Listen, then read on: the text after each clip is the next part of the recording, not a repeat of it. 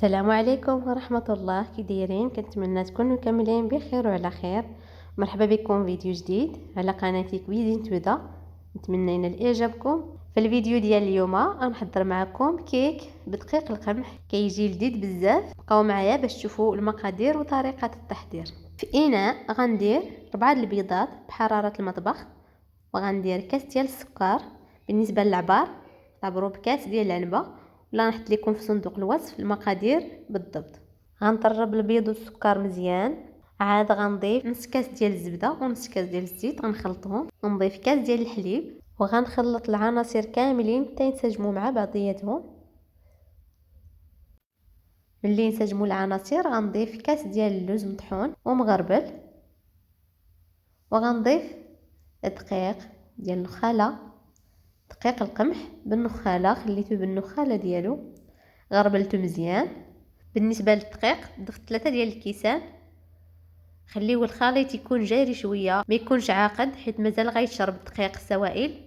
غنضيف 2 اكياس ديال الكاكاو، اختياري، الا بغيتو غتضيفوه، ما بغيتوش غتستغناو عليه. غنخلط حتى ينسجم الكاكاو مع العناصر، وعاد غنضيف الكاس الثالث ديال الدقيق بالتدريج. كما قلت لكم خليو الخليط يكون شويه جاري باش ما يجيكمش الكيك ناشف. الكاس الثالث كنضيفه بالتدريج تنحصل على القوام اللي بغيت. صافي من بعد ما خلطت العناصر كاملين غنخلي الخميره هي الاخرى باش هكا تعطي المفعول ديالها ويجي الكيك نافخ. ضفت 2 اكياس ديال الخميره اللي هي 16 غرام. هذا هو القوام ديال الخليط اللي خصنا نحصلوا عليه حيت مازال غيعقد. كما كتشوفوا هنايا على ما وجدت المول الدقيق شرب السوائل ولا عاقد ماشي بحال الاول. صافي في المول اللي غندخلو للفران غنلفتو بورق الطاهيه ولا غدهنوه بالزبده والدقيق. غندخلو للفرن على درجه الحراره 170 درجه لمده 45 دقيقه. غنخليه يطيب على خاطرو.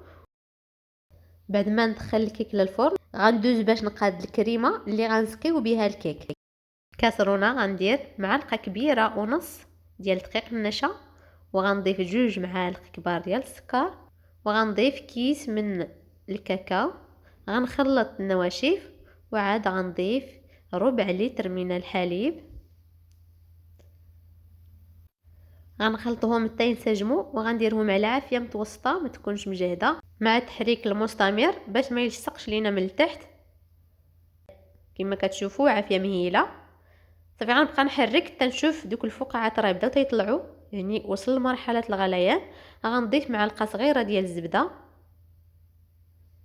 وغنحرك الزبده مزيان حتى تذوب.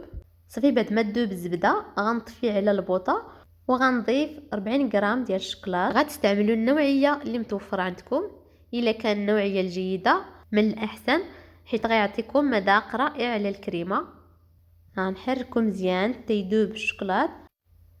الى عجبكم الفيديو اليوم ما تنساوش ديروا لايك واشتراك للقناه فضلا وليس امرا، باش ان شاء الله تزيد القناه تكبر، وهكا تشجعوني باش نبقى نحط لكم الجديد ان شاء الله. شكرا لاي واحد كتب تعليق زوين او لا دار لايك للفيديو. بالنسبه للكريمه ما توجدوهاش حتى تخرجوا الكيك من الفرن، حيت الا بقات حتى بردات كتعقد، يعني الكيك ما غيشربش لكم الكريمه.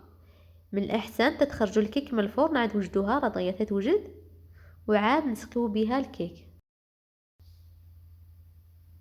هذا هو الشكل ديالو النهائي، جا لذيذ بزاف ومعلك. نتمنى تجربوه وينال اعجابكم. شكرا لكم على حسن المتابعه، والى فيديو اخر ان شاء الله.